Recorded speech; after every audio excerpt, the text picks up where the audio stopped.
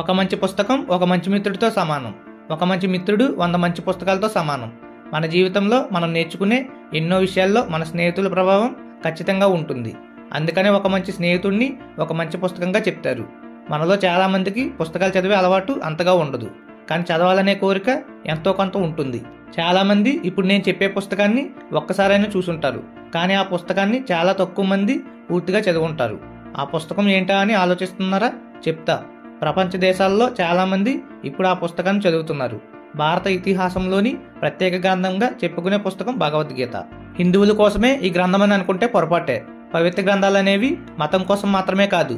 Bhagavad Gita, Quran, Bible ఇలా ఏ మతానికి సంబంధించిన గ్రంథాన్ని తీసుకున్నా అన్నీ కూడా ప్రజల జీవన విధానం గురించి, మానవ మనుగడ గురించి అన్నీ ఒకే రకంగా చెప్తాయి. అందుకే మనము పుస్తకాన్ని, మతాన్ని ఒకటిగా చూడకూడదు. సరే, ఇప్పుడు ఇదంతా ఎందుకు అనుకుంటున్నారా? మనుషులు రాసిన ఏ పుస్తకానైనా మనకు తెలిసిన భాషలో ఉంటే కొంచెం కష్టమైనా కానీ ఏదో ఒకలా చదవగలం. కానీ మన ప్రపంచంలో ఉన్న కొన్ని పుస్తకాలు మాత్రం ఎన్నో శతాబ్దాలుగా ఎవరికి అర్థం కాని భాషలో ఉన్నాయి. ఇంకొన్ని పుస్తకాలు అయితే అవి ఎవరు, ఎప్పుడు, ఎక్కడ, ఎందుకు రాశారో కూడా తెలియదు. ఇంతగా టెక్నాలజీ పెరిగాక కూడా వాటిని డీకోడ్ చేయలేకపోయారంటే అవి ఎలాంటివో మనం అర్థం చేసుకోవచ్చు. అటువంటి పుస్తకాలు మన ప్రపంచంలో చాలానే ఉన్నాయి. వాటిలో టాప్ 5 పుస్తకాల గురించి ఇప్పుడు మనం ఈ వీడియోలో తెలుసుకుందాం. Number 1, Voynich manuscript. ఇప్పటి వరకు మనం చదివిన లేదా చూసిన పుస్తకాలు ప్రపంచంలో వాడుకలో ఉన్న ఏదో ఒక భాషలోనూ లేదా మనుషులకు అర్థమయ్యే కొన్ని బొమ్మల రూపంలోనూ లేదా ఆ రెండూ కలిపి ఉన్నట్లుగా మనం చూసుంటాం. కానీ ఈ పుస్తకం వీటన్నిటికీ ఆపోజిట్లో ఉంటుంది. అందుకే ఈ పుస్తకాన్ని the most mysterious manuscript of all time అని చెప్తారు. ఇది 17వ శతాబ్దంలో ఉత్తర ఇటలీకి చెందిన పుస్తకంగా నిర్ధారించారు. ఇది మొట్టమొదటిగా 1909లో విల్ఫ్రిడ్ వోయినిచ్ అనే పోలిష్ పుస్తకాల డీలర్ చేత కనుగొనబడింది. పోలిష్ అనేది ఒక భాష. పోలాండ్, ఐరోపా కమ్యూనిటీ, ఉక్రెయిన్, స్లోవేకియా వంటి దేశాల్లో పోలిష్ అనే భాషను ఎక్కువగా మాట్లాడతారు. విల్ఫ్రిడ్ వోయినిచ్ ఆ పుస్తకంలో ఉన్న విషయంకి ఆకర్షితుడై దాని మీద పరిశోధన చేయడం మొదలుపెట్టాడు. అందుకే అతని పేరు మీదనే ఆ పుస్తకానికి వోయినిచ్ మ్యాన్స్క్రిప్ట్ అని పేరు పెట్టడం జరిగింది. దీనిలో మొత్తం 240 పేజీలు ఉన్నాయి. ప్రతి పేజీలో కూడా మన భూమికి సంబంధం లేని రకరకాల బొమ్మలతో మరియు అక్కడ కనిపించే అక్షరాలు ఎవరికి అర్థం కాని ఒక భాషగా మిగిలిపోయింది. కానీ ఇది ఒక్కప్పటి మాట. ఇప్పుడిప్పుడే కొంచెం కొంచెం దీన్ని డీకోడ్ చేయడం స్టార్ట్ చేశారు. కానీ ఇప్పటి వరకు డీకోడ్ చేసింది ఆ పుస్తకంలో 2% మాత్రమే. ఈ పుస్తకం రాసి ఇన్ని 100 సంవత్సరాలైనా కూడా 2% మాత్రమే డీకోడ్ చేశారంటే ఆ పుస్తకాన్ని రాయడానికి వాళ్ళు ఎంత కష్టపడి ఉంటారో. ఇప్పటి వరకు కొన్ని 100,000 మంది కోడ్ బ్రేకర్స్ అండ్ క్రిప్టోగ్రాఫర్స్ గత 100 సంవత్సరాలుగా ఈ పుస్తకాన్ని డీకోడ్ చేయడానికి ప్రయత్నిస్తూనే ఉన్నారు.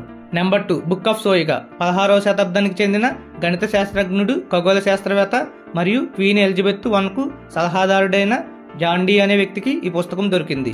తర్వాత దాదాపు 500 సంవత్సరాలు ఈ పుస్తకం ఎక్కడ ఉందో ఎవరికీ తెలియదు. 500 సంవత్సరాల తర్వాత బ్రిటిష్ గ్రంథాలయంలో స్కాలర్ అయినటువంటి ఒక వ్యక్తి ఆ గ్రంథాలయంలో పుస్తకాల కోసం చూస్తున్నప్పుడు అతనికి ఈ పుస్తకం కనిపించింది. ఇందులో మొత్తం 197 పేజీలతో దాదాపు 40,000 కన్నా ఎక్కువ కోడెడ్ అక్షరాలతో ఈ పుస్తకం రాయబడింది. కానీ ఇందులో ప్రతి అధ్యాయం వేరు చేస్తూ అవన్నీ కూడా లాటిన్ భాషలో రాయబడి ఉన్నాయి. ఈ పుస్తకంలో చాలా రకాల మ్యాజిక్ స్పెల్స్, బ్లాక్ మ్యాజిక్, ఇంకా సులువుగా చెప్పాలంటే దయ్యాల చేతబడుల గురించి ఈ పుస్తకంలో ఉన్నాయని భావించేవారు. మరికొంతమంది అయితే ప్రపంచ సృష్టికి కారణమైందని భావిస్తున్నారు. Number 3, prophecies of Nostradamus. మనందరికీ బ్రహ్మం గారి కాలజ్ఞానం గురించి తెలుసు. కానీ 16వ శతాబ్దానికి చెందిన నోస్ట్రాడామస్ కూడా అలాంటి వ్యక్తే. ఇతను భవిష్యత్తులో రాబోయే సంఘటనల గురించి ముందే తన రచనలో రాసుకున్నాడు. ఈ రచనలనే ప్రొఫెసిస్ ఆఫ్ నోస్ట్రాడామస్ అని అంటారు. ఇతను తన రచనలో ప్రపంచంలో జరగబోయే ప్రసిద్ధ ఘట్టాలను చాలా స్పష్టంగా వివరించడానికి ప్రయత్నించాడు. నోస్ట్రాడామస్ చరిత్రలో గొప్ప ప్రవక్తల్లో ఒకడు. ఎందుకంటే ప్రపంచంలో జరిగే అతిపెద్ద సంఘటనలను 400 సంవత్సరాలకు ముందే అంచనా వేయగలిగాడు.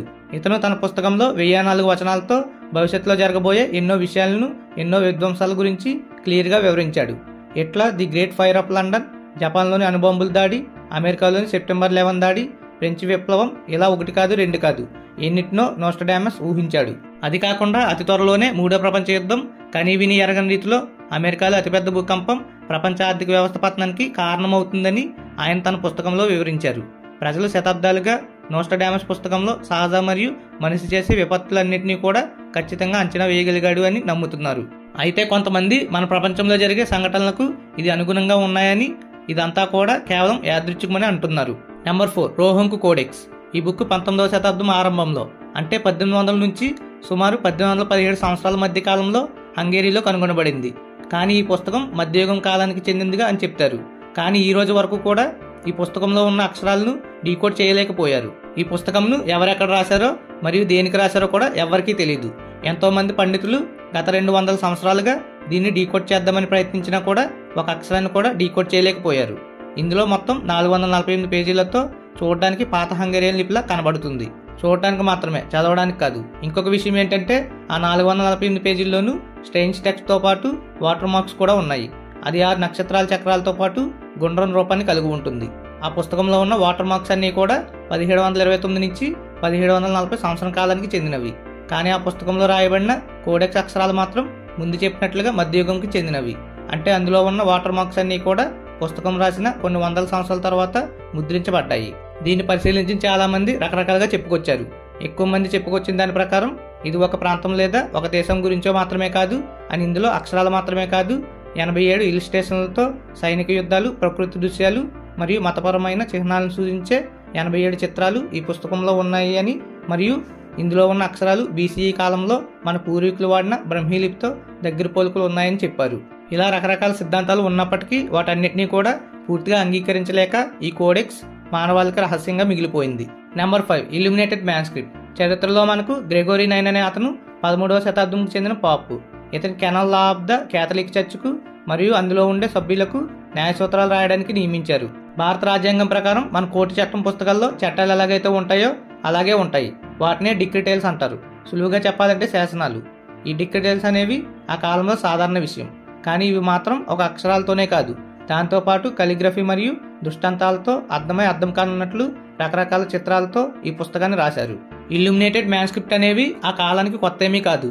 విచిత్రమైన విషయం ఏంటంటే ప్రజలు సాధారణంగా అప్పటి వరకు మత గ్రంథాల్లో లేదా శాసనాల్లో చూసిన విధంగా ఇవి లేవు. ఆ పేజీలలో అక్షరాలతో పాటు ఉండే బొమ్మల్లో అతిపెద్ద నత్తలు వాటి ముందు భాగంలో ఉండే కొమ్ములతో దాడి చేస్తున్నట్లు, మనుషుల కంటే పెద్దగా ఉండే నరహత్య, కుందేళ్లు కుక్కల మీద సవారీ చేస్తున్న కుందేళ్లు, అలాంటి మరెన్నో వింత బొమ్మలతో ఈ పుస్తకం చాలా మందిని ఆకర్షించింది. ఇలాంటి మరిన్ని వీడియోస్ కోసం నా ఛానల్ని సబ్స్క్రైబ్ చేసుకోండి. సబ్స్క్రైబ్ చేయడం మాత్రం మర్చిపోకండి. Please do subscribe.